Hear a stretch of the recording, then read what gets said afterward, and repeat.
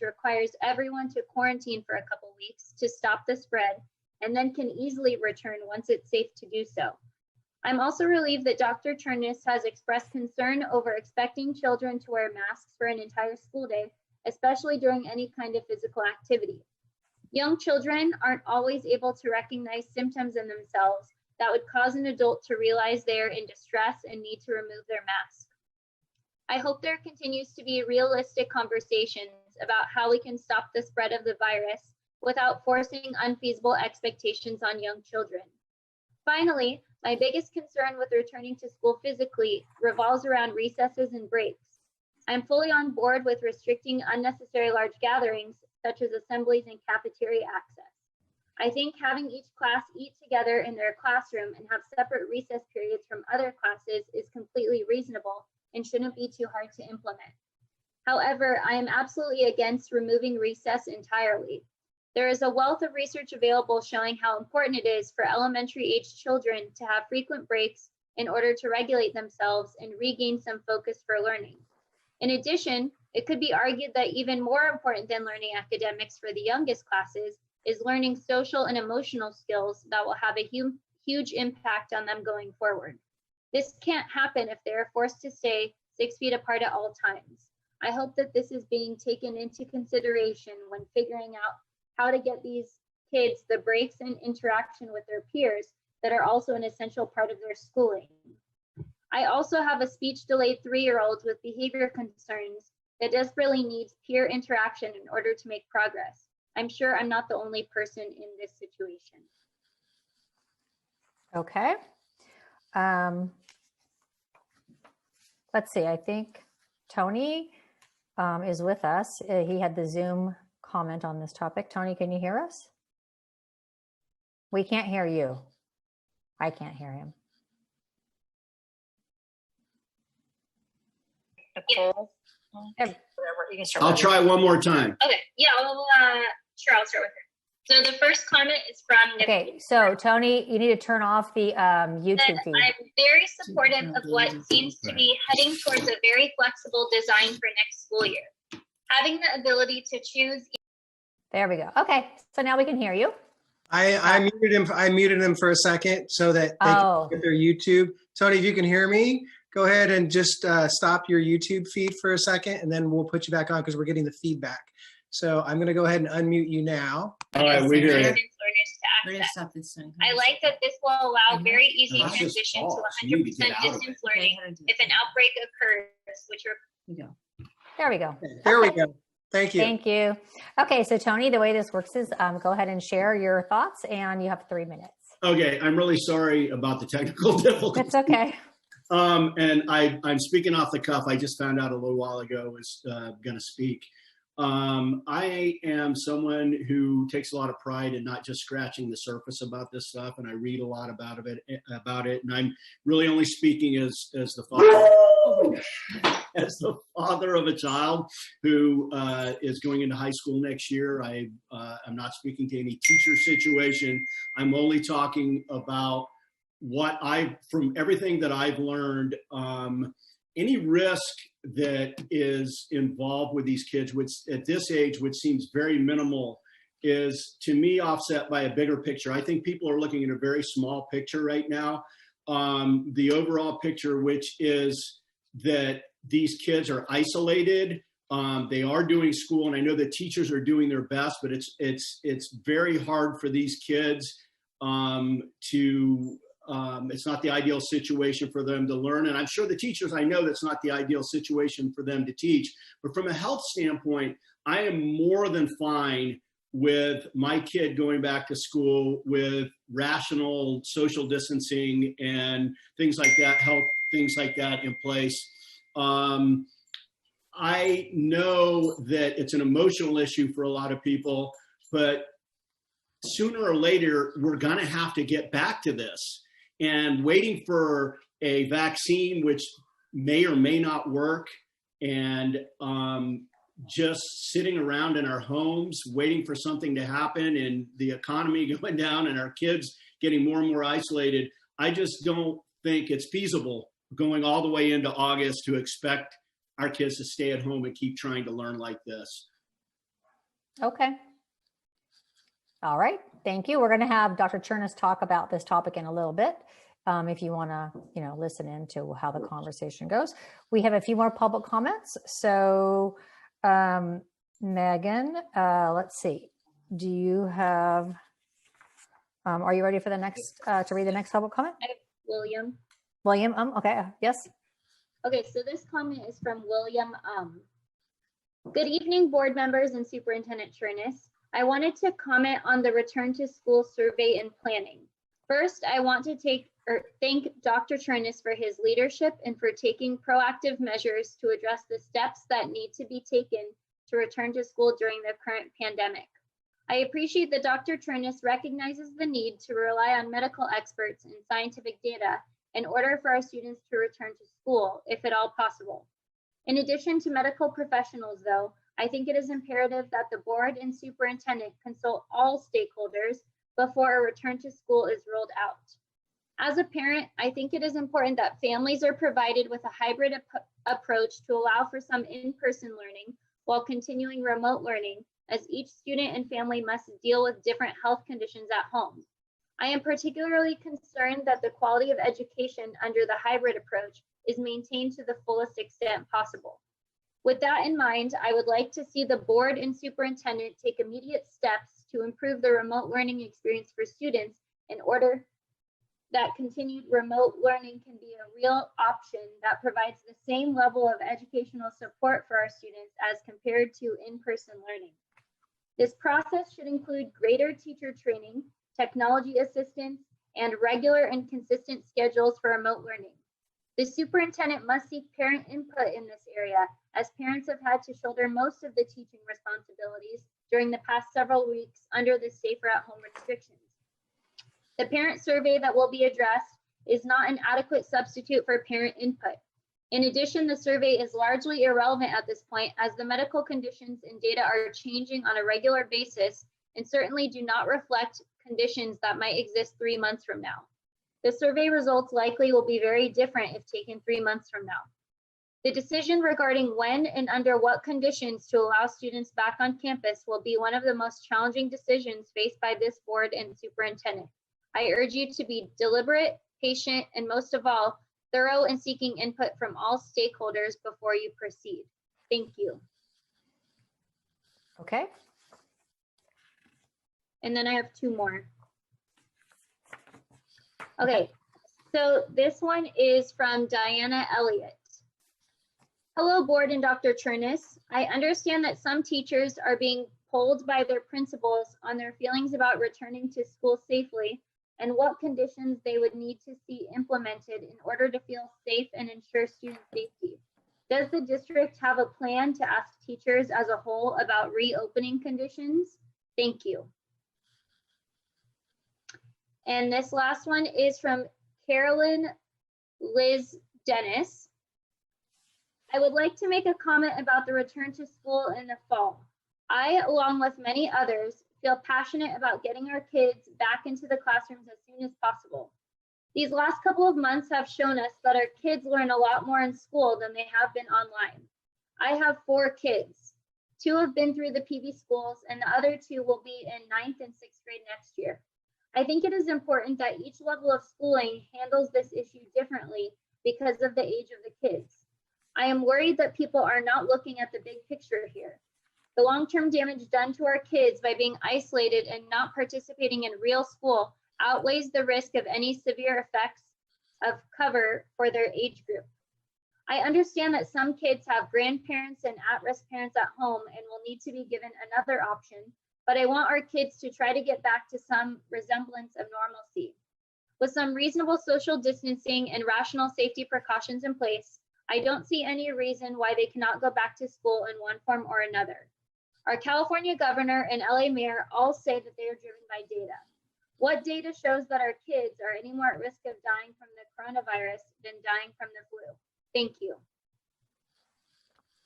President Seymour, we have Tisha Barton, who is also wants to join the Zoom call. I'm going to go ahead and admit her now. I thought her. Yeah, she wanted to speak on grading, but also on return to school. Okay.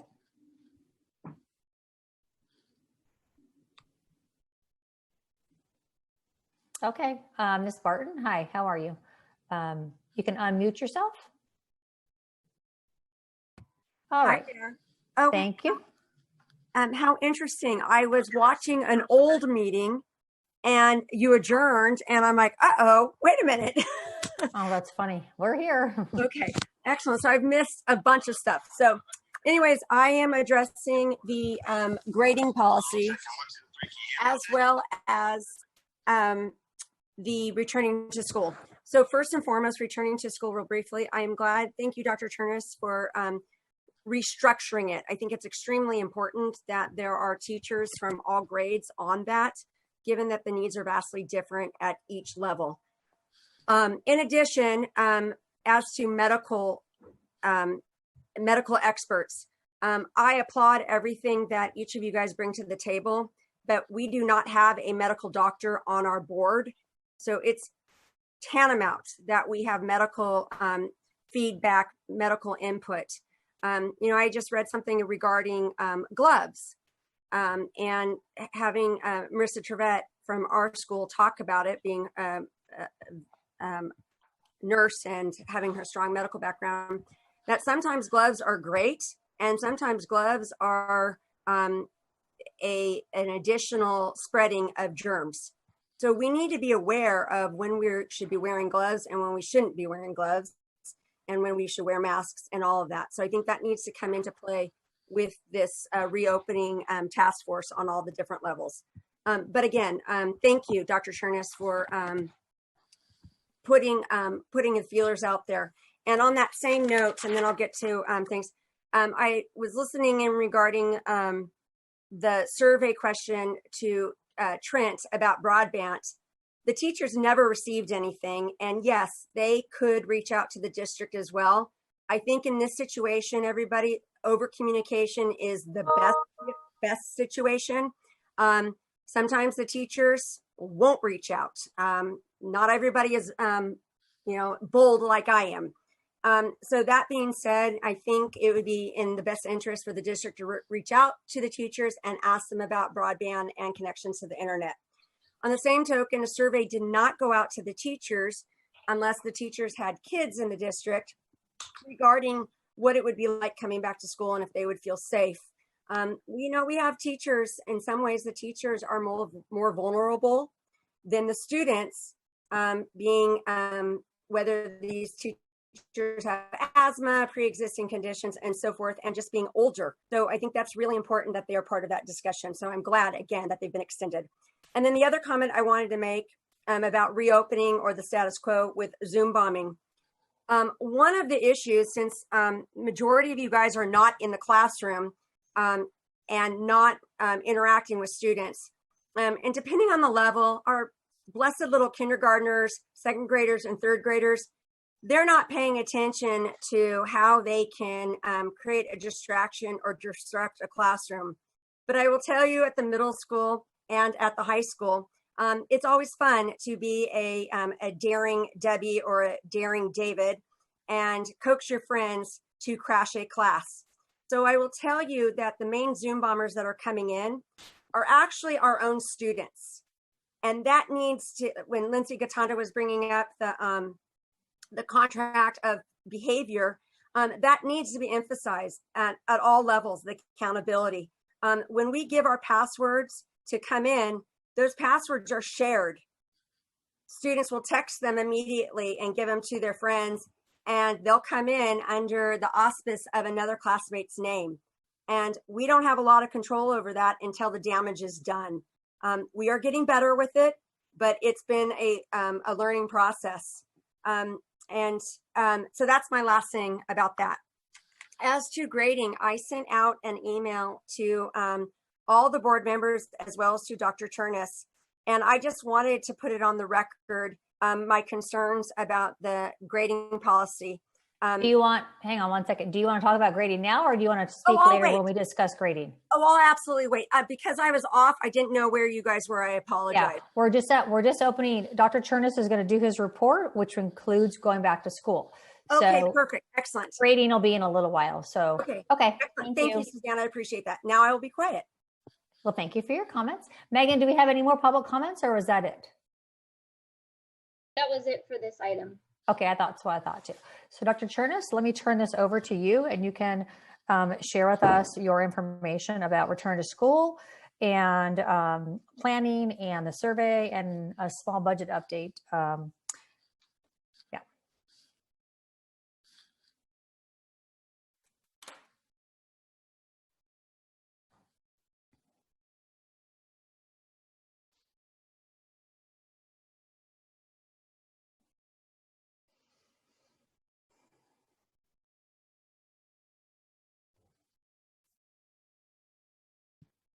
Okay, can everyone see this? Yes? I can. Great. Okay, so we surveyed our parents to find out where they were, what their comfort level was with coming back to school, and recognizing that this is a very early survey, and the likelihood at the time of being able to come back by June 11th, was unlikely. Yeah, a couple of people asked, well, why didn't we survey teachers? Well, at the appropriate time, we will communicate with teachers as to when they plan on coming back, or if they need accommodations prior to coming back, or they need accommodations to be able to work from home for given reasons. So we're just not there yet, but we will be reaching out to our teachers. What's important about this survey is that we got quite a bit of folks that, and I'll get to it in a minute, that actually spoke to a desire to continue through the distance learning model. And that's going to have to be a component of the return to work, and I'll speak to that in a minute. And we're going to need to be able to staff that. So that's why we're not quite ready to reach out to our employees yet on this, because we're still trying to put our plan together.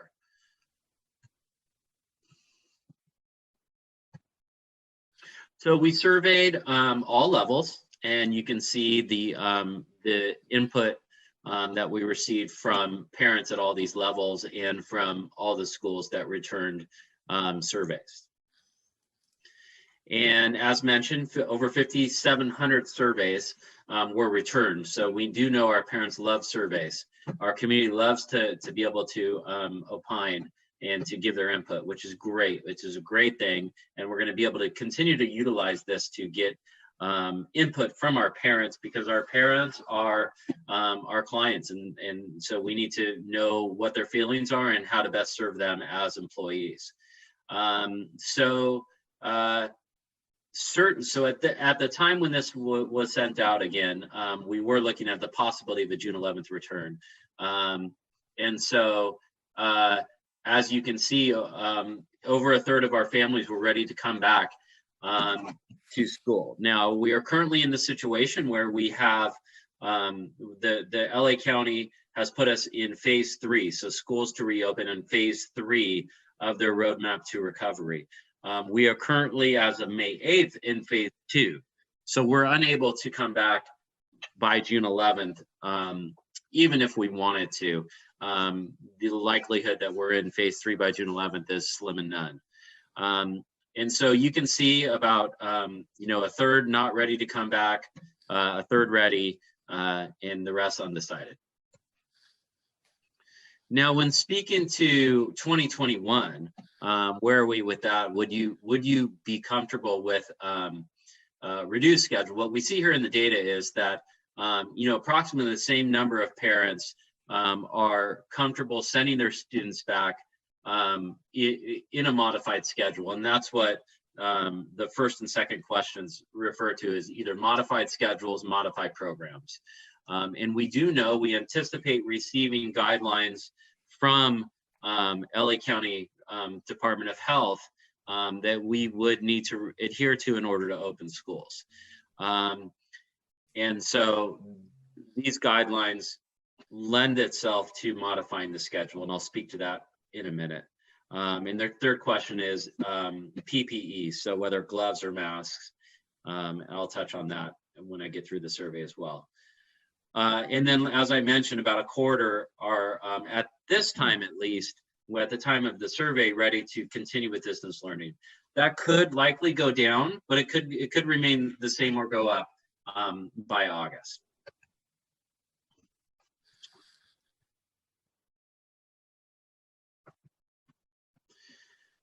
So a few things here I want to speak to. First of all, the guidelines put forth by LA County Department of Public Health. I've had a lot of parents come forward and express appreciation and support for speaking up on this issue. And I've had an opportunity to speak up and to local media. I've communicated with Dr. Ferrer. I've communicated with Dr. Eduardo, our county superintendent. I think it's important as educators for us to speak up before these guidelines are set into stone. And I personally don't see, well, I see that social distancing and that face coverings can easily be put into guidelines on paper. The feasibility of having that, the realistic feasibility of having kids wear face coverings all day, of having distancing all day at 6 feet is just not, it's going to be impossible to enforce. I'm also concerned about the face coverings and the costs associated with it. I do not want to see this being another unfunded mandate. But just know I'm doing everything I can to advocate for reasonable expectations. We keep hearing about safety and what is safe at school, and everybody has a different interpretation of safety. And I just urge the people, the policymakers, to understand that we're not a hospital or a commercial business, we're a school, and children are our business. And so kids are from ages anywhere from 3 to 22, and they're gonna congregate at times, and it's gonna be impossible to always try to enforce that. I do have some concerns about face coverings, knowing I have little kids that, it's really hard to have them even have it on for more than a few minutes. I have concerns about mandating that. I'm not anti-face coverings and having it be optional for adults and for kids, but I have concerns about the reasonable expectation that kids will have these on all day. And then also I don't know what the implications are for breathing and for, that kind of thing. So I think I think everybody on all sides care. And so, when people say, well, you have to have the science lead the way and you have to follow the science. But I've seen no study that shows that opening schools, the implications of opening schools, does that increase the prevalence of COVID-19? Well, I haven't seen that science. I haven't seen any data to show that it does. And so for me, I want to advocate for reasonable expectations, and maybe it won't work. Maybe we'll have, very stringent guidelines that we must follow, and we can't open school until we do. But until we have those, I felt the need to speak up before we're being told what we have to do. And so I just want to put that out there. I'd like to now kind of share with you where we are in the process of planning for next year. First of all, I want to let everyone know that, and the board know, that we're far ahead of other districts. Most districts are not even in the planning phases yet, and we're already planning for next year.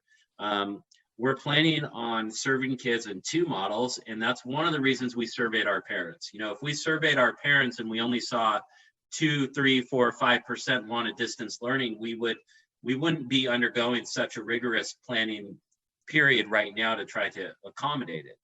But knowing that we already have a quarter of our parents that would continue as of now, it's going to be a substantial number no matter what.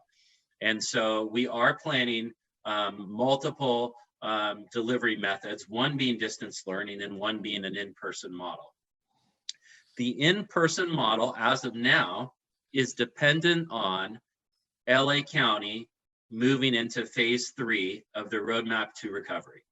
We won't have an option to open our schools, and I verified that. We won't have an option until the county allows us to move into phase 3. So between now and then, we need a plan for in-person model. And given that distance learning, social distancing will be part of the formula, we are planning on a 2-pronged approach to in-person learning. We're looking, and this is, again, right now conceptual, but we are looking at an everyday model where there would ideally be 2 cohorts, like a morning and an afternoon cohort. That could change. It could change because that would not allow us to meet the guidelines that are given to us per se. It could change because we may look at a different model that may be more effective, like every day for 2 days a week, and then alternate.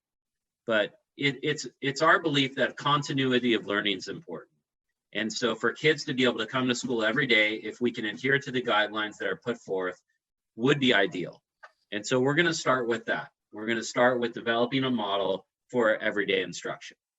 And so I have also been appointed to a county-wide task force for school reopening. So I'm receiving resources on that, on the county-wide committee as well.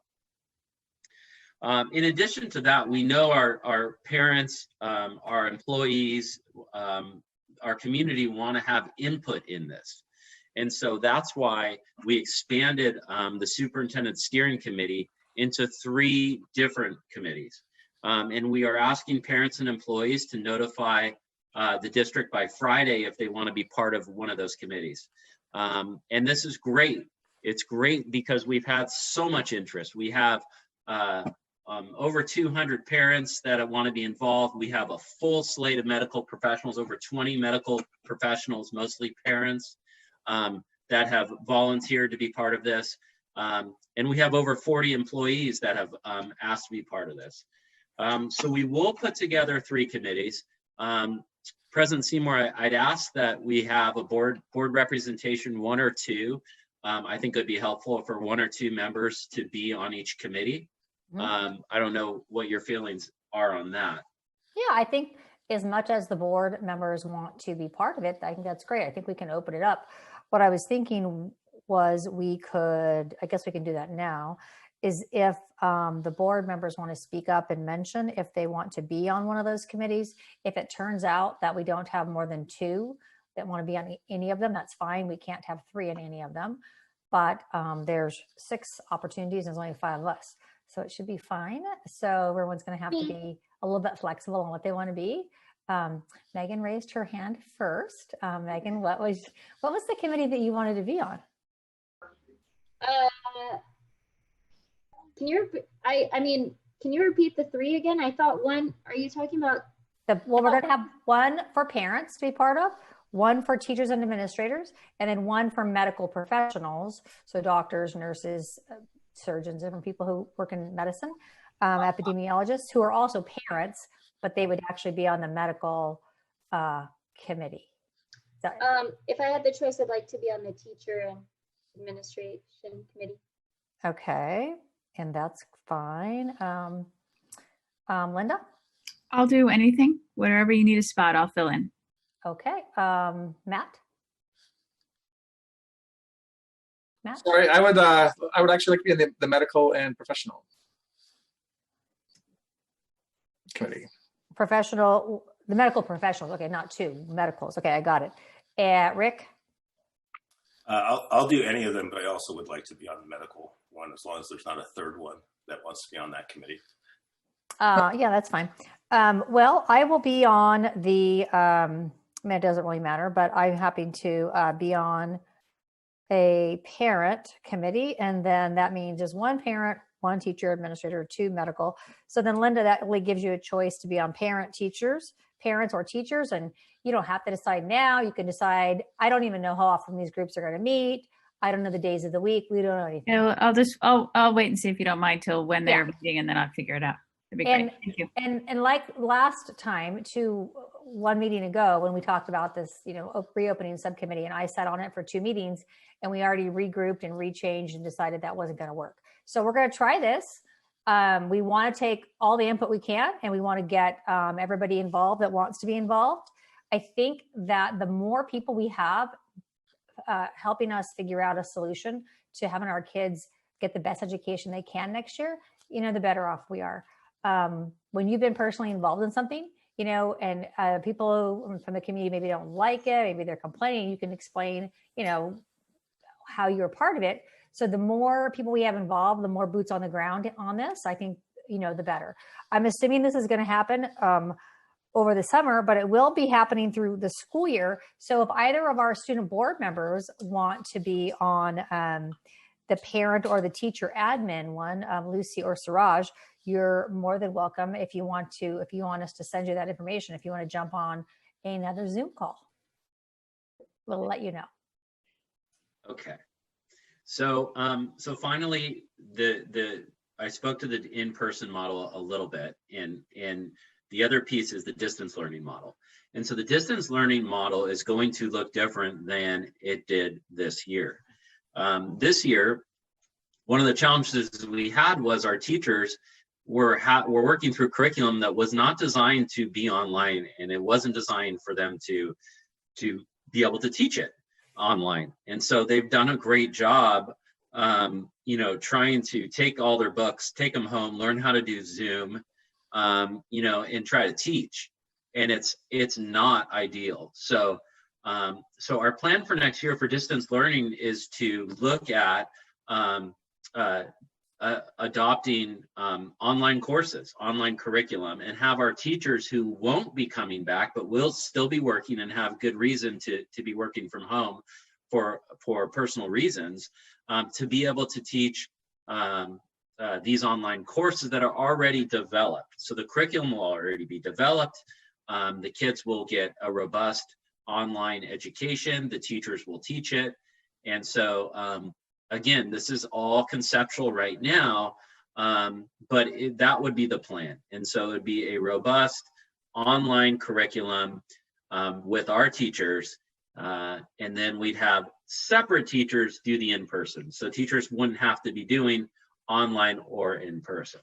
I will say with the in-person piece though, we are gonna have to be real flexible, because we know we're gonna have kids that have to be out because they're sick, whether it's the flu or whether it's COVID or whatever it is. They may be out a couple weeks.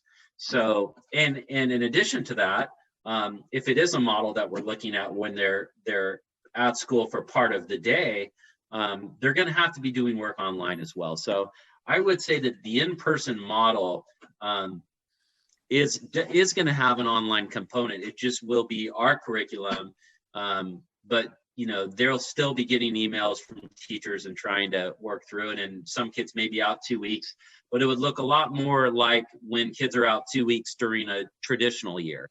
And they need to, get the work from their teacher rather than an online course. So that's where we are right now. We have a lot of work to do. Dr. Gatanda has a group working on looking at distance learning models out there right now. We have some experience with some distance learning programs through Apex that we use at the high school level. So it's a lot of work. There's a lot of moving parts. I think everybody, I just want to stress patience. Everybody, we need to be able to communicate. If we have concerns, questions, we got to be able to talk through it, because we are only at the beginning of what's going to be a long road ahead. So I want to pause here before I get into my final topic on our report, which is budget. And I want to have an opportunity for the board to ask questions of myself or staff. Okay, great. Let me open that up to our board members. I do attend a lot of meetings with other board members for all different purposes. And so I feel like I do talk about this, kind of all day long. And I have an opportunity to have my questions answered, but maybe some of you have questions that I haven't thought of or would like to ask now of Dr. Chernis. Anyone? Yeah, I have a question on the finances side of, sorry, Megan, it will be quick though. So is there an advantage to purchasing the online curriculum that we'd be using for next year now so that we could apply for the COVID emergency funds that were already approved under the CARES Act to pay for them? Dr. Gatanda, can you speak to that? I think I'm going to have to tap into Mrs. Terrones as well, because I don't actually know all of the details of what the deadlines are. But yes, we can do it now if we need to. But Lindsay, you have had conversations with like Apex per se about. Correct. I'm going through and ensuring that the course offerings are, A through G approved, NCAA approved. So I'm actually looking at what all the offerings are right now. So I'm actually looking at a number of different companies. And then to follow up on that question, so yeah, some of them are starting to come out with time requirements. A few have given a little more time. We did not put in for one of them for an early receipt of funds, just because we weren't ready to gather up everything that we had spent year to date. But I would say the most recent one we're due in about 5 weeks from now, but we're trying to figure out with FEMA, the state funds, what fits where best based on their requirements to maximize the funding for ourselves, since it is limited. And does online curriculum fit in one of those buckets? One of them possibly could, because it's unforeseen. We're trying to, Kathy actually put in for a clarification on that. So we're waiting for a follow-up on it. Thank you. Mm-hmm. I think it's important also to bring our teachers in now and have those conversations with PVFA about what next year could look like with respect to online, so they can have, they can keep their teachers informed on what the work load, what the work duties would include for running online courses. But I do know our teachers are going to feel much more comfortable running these courses than trying to adapt in-person stuff through Zoom and everything else. So I think it's going to be a win-win. There is a cost, obviously, so we do want to bring a proposal to the board in June for the board to consider for online courses. Okay. And I think a lot of our teachers seem to be moving from Zoom to Teams, so that may help some of the issues we have with using Zoom too, I noticed. Megan, were you going to say something? Yeah, so I'll try to be quick, just a couple things. So first, with the online component, that's not elementary school, correct? I mean, No, the online courses. So just to make that distinction, if it's easier for the middle school and high school teachers to adapt to that, it's important to remind our elementary school teachers that this is something that they're going to have to adapt to and get better at and collaborate as well in order to help those students at the elementary level. We are looking at elementary as well, though. Yeah. Okay, awesome. A couple other things. Thank you again to everyone who did fill out that survey and all the people who wrote those, I think it was 2013 comments. I did read all of them. I really did. And I wrote I wrote down a couple things, so I just wanted to share.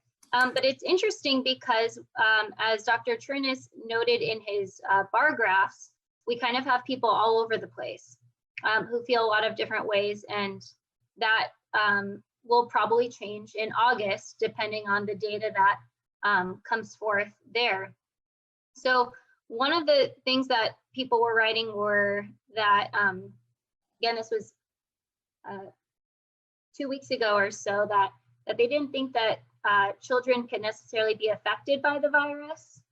And so we've seen some cases though now in California and New York of children potentially they're testing positive for coronavirus, but then now also have symptoms of Kawasaki disease. And so I think that things are going to keep coming out in the next few weeks and months, that we can't assume that children are not going to become ill from this, and that they can be transmitters of it. And so that affects teachers as well as parents or grandparents that live at home.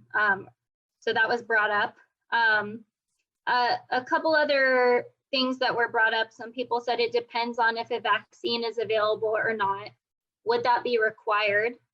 I know that we do require some vaccinations, so I'm not sure how the law will be on that, but will children be required to have the vaccine or not, and staff potentially. It was mixed how people felt on masks and gloves. It was also brought up over and over how we're going to deal with frequent hand washing and sanitizing, and how are those protocols going to be put in place? Do we need more custodial staff, or what are the procedures going to be when students go into or leave the classroom? And so, you know, as a teacher, I would want to put some sort of routine in that everyone is following. As soon as they come in, they're going to wipe down the desks, or they're going to sanitize their hands, all of the above, whatever. So that's something that that needs to be thought about. And as far as hand washing goes, I know I've brought this up with Dr. Turnus, but making sure that we have warm water in our bathrooms. The bathrooms were brought up a lot in the comments, and how, you know, making sure that they're fully stocked with soap and that they have warm water. So that needs to be a priority, because we can't be preaching hand washing and then not have soap and warm water, right? Dealing with the schedule, if it's in person, before and after school care, that was brought up a lot with working parents. And especially if we do have a half-day model, that potentially might be harder for working parents. But it depends on their work schedule, right? I guess if they're doing remote, if they're working from home or not. So I think that childcare needs to be thought of with Kids Corner and all of those things. And just trying to see. Oh, the other thing is not to forget about our preschools. I know that they weren't in the survey, so just making sure that we're thinking of things that we're going to do for our preschools for those kids. And lastly, I know this is going to be thought about, but lunchtime at school and recess is definitely important. So how can we kind of stagger that? And with distance learning, and if that's going to continue and is kind of happening now, which I'll speak about later, is all the different platforms for learning that some kids have to go through at all the different levels. If they're going to 2, 5, or 8 different sites, whatever it is, we definitely need to get a hold on that and be condensed and streamlined for the fall. And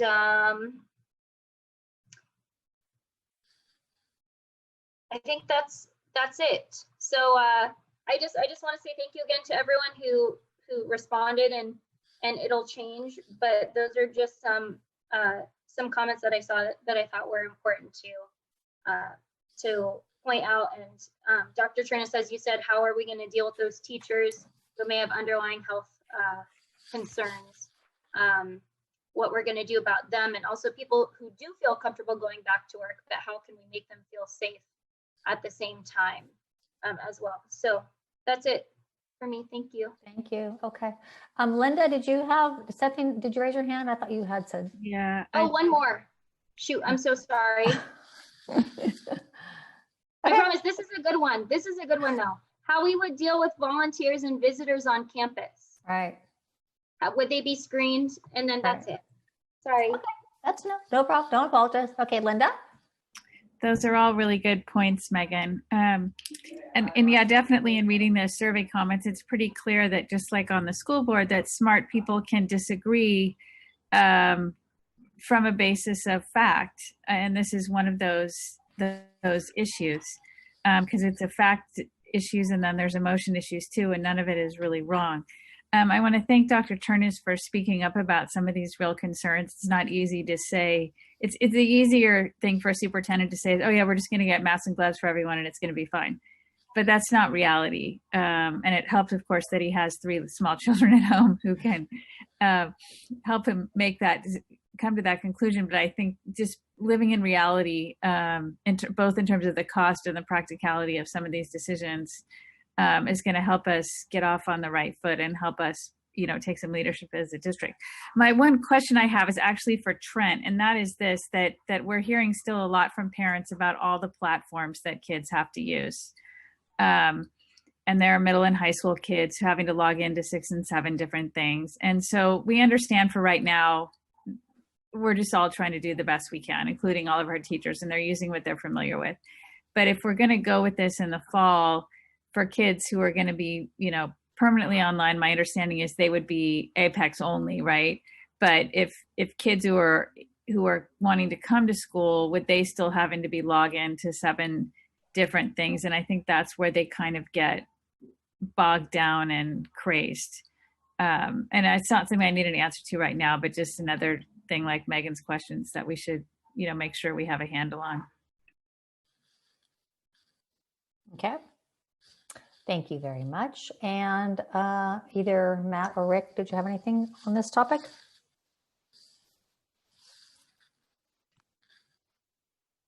No? Oh, I do. Oh, okay.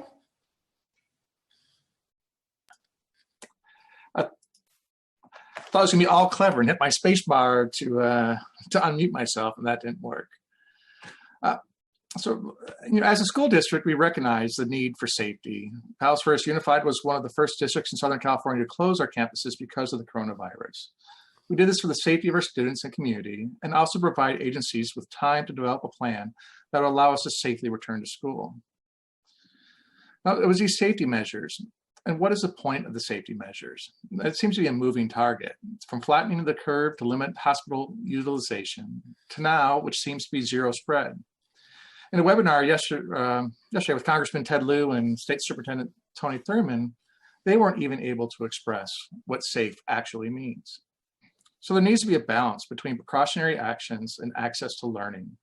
School districts and staff will work together to find this balance, one that provides adequate safety measures while still allowing students a meaningful education. Understanding that our district is designed for on-site instruction, and that changes to the size of classes and other restrictions will constrain our district's ability to provide quality instruction. So the question is, what will the standards be? And what are the expectations? In my conversations with teachers, they feel students are learning, but not necessarily to the level our teachers strive for. This is not a reflection on their ability, but the reality of the situation. So that really is my question. Are we setting up standards and guidelines? Are we looking at, making sure that we are focused on the most critical components of an education? And this is just on a side note. I happened to pass by my daughter's room, 7th grade daughter today, and they were doing an English language arts lesson, and the teacher had brought in Maslow's hierarchy of needs when discussing a book that they were reading. And it was fascinating, just the level of experience and expertise our teachers bring to our students, even in this difficult time, is greatly appreciated.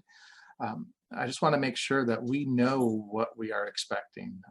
Our parents expect a lot out of our district. I expect a lot out of our district. I expect our kids to have a routine. I expect them to feel connected. I expect them to learn.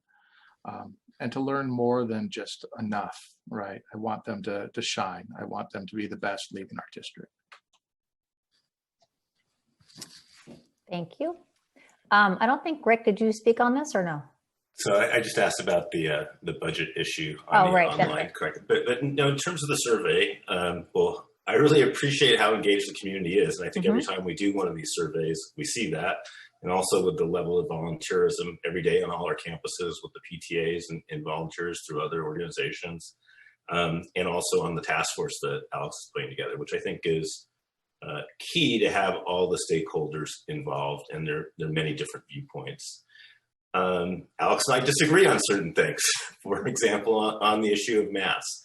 I do think that there are practical issues in terms of kids, and they vary by age level. There are also different fiscal things. I'm not as concerned about the fiscal point because I think that our society is going to change in terms of masks as we reopen as a society in California and the nation. And that you are just going to see more and more people wearing masks, certainly in the early stages of the reopening. And so I don't think we should, close our minds to how both the society will change and how what we may need to do in order to keep everybody safe. And when we talk about masks on people, I think it's important to keep in mind that it's the safety of the community and not necessarily of that person, right? So the main reason to wear a mask is to prevent the spread. So the mask that your child wears may save a teacher from getting infected, right? So I think it's important that we all view it in the community context, because this is a public health kind of situation. I do think it's important that we stay on top of the science, and that's why I volunteered to be on the medical professionals panel, because I do think that the science is important. And I think we all need to realize that the science is changing almost on a daily basis. For example, what Megan referred to with the rare condition of Kawasaki's in some kids, and it's a very rare situation that occurs, but that's new data that really wasn't at least disseminated to the public until the last couple of weeks. So I think you're likely to see, science changing, and I think we're likely to see, the conditions changing. And certainly the conditions in LA today, unfortunately, are actually worse from a COVID infection standpoint of view than they were on March 13th or 14th when we decided to close the schools. And so I think it's important that we keep that in mind, that, we were early in closing the schools, and the conditions under which we closed actually were less severe than the conditions that are present today in LA. So I think we have to keep everything in context. I think it's going to require a lot of flexibility on everybody's parts, and we're all going to have to work together and collaboratively. And even though I know it was a little hard on CC, we are going to have to work together with PBFA and CSEA and the other members of our community to all get through this, because we are all in this together. And then lastly, on surveys, I guess I made this comment before. I do think it's important that just like we rely on volunteers for the medical professionals, if there's some community member who's a professional in designing surveys, I think that would be a benefit to the district. Because I do think it's important that we try and design surveys in a way to elicit unbiased opinions and that can be most useful to us. And so if you have expertise in designing surveys, please contact me or Suzanne or Alex, and we'll try and get you involved in the next design of the survey. Thanks. Okay, awesome. Yes, and I think it is important for everyone to know who wrote a comment that all of us read all of the comments. So that is actually, for all of us on the board, very interesting. We always want to know what people think about all the topics we ask about. So they are read and utilized as much as we can. So there was a speaker earlier that didn't get a chance to finish his comment, and I didn't want him to think that I had cut him off. So he has about a minute to speak. I don't know if we want to let him speak now, Trent, and then Dr. Chernus can finalize his comments, or... Yeah, I can admit them now, and they can finish their statement. So he's, it'll be Julie. Oh, it's for Julie. Okay. Julie, are you going to speak? Go ahead. I'm going to That didn't get a chance to finish. Okay.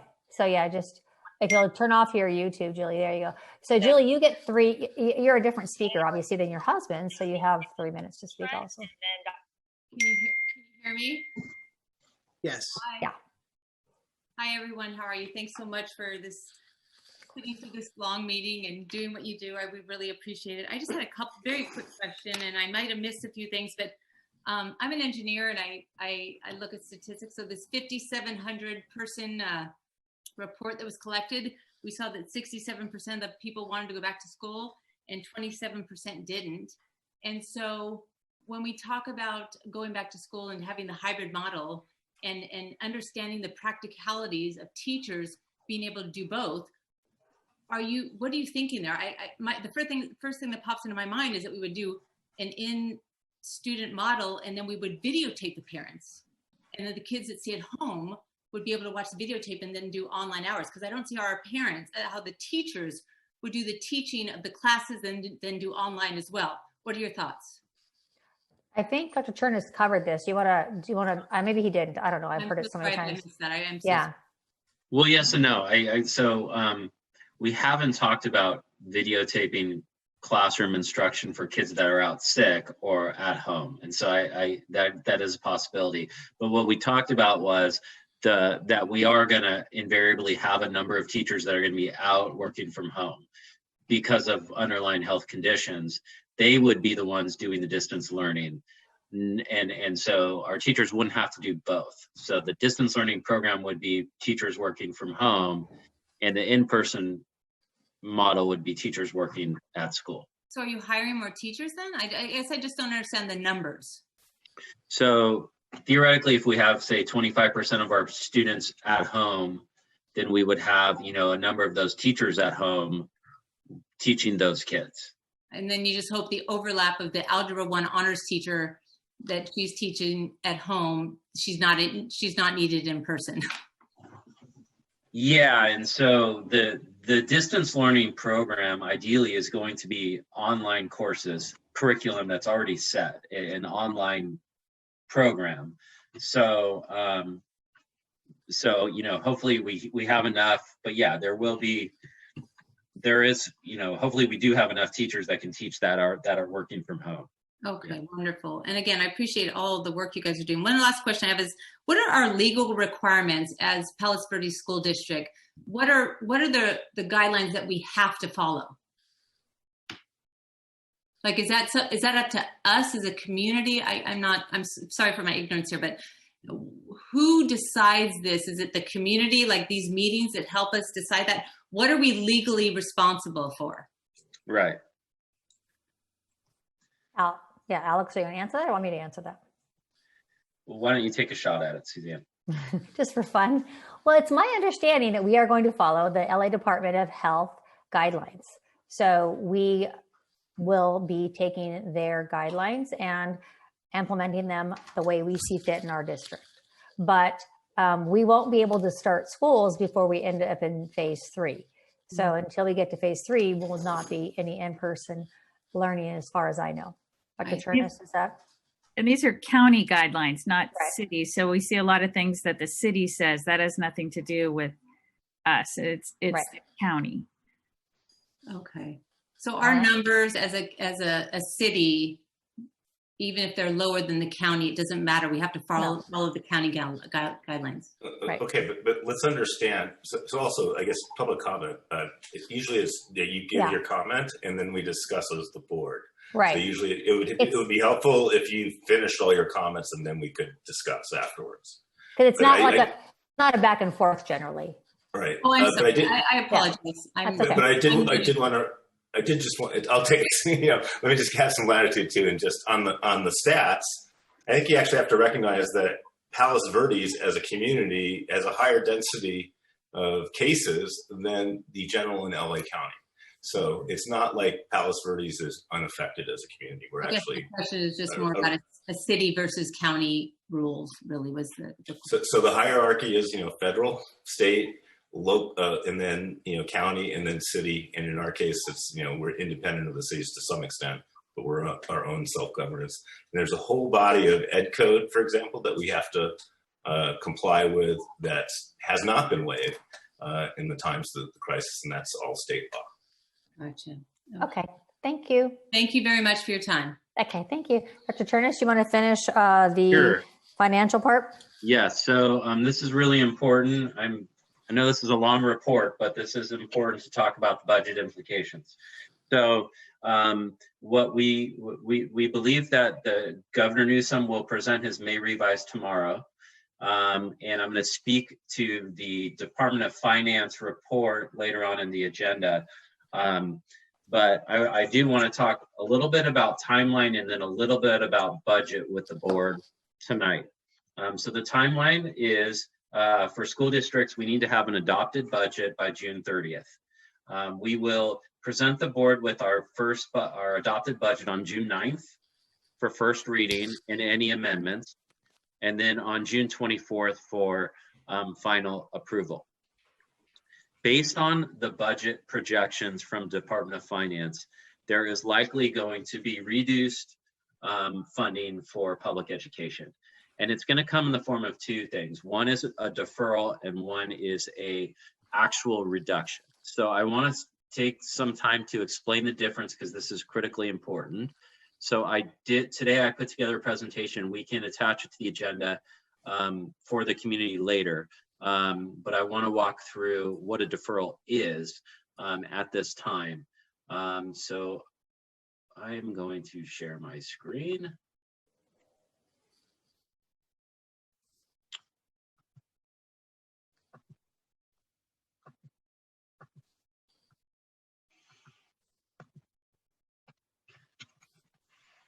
Okay, so what is a deferral? And so what you'll hear later on is that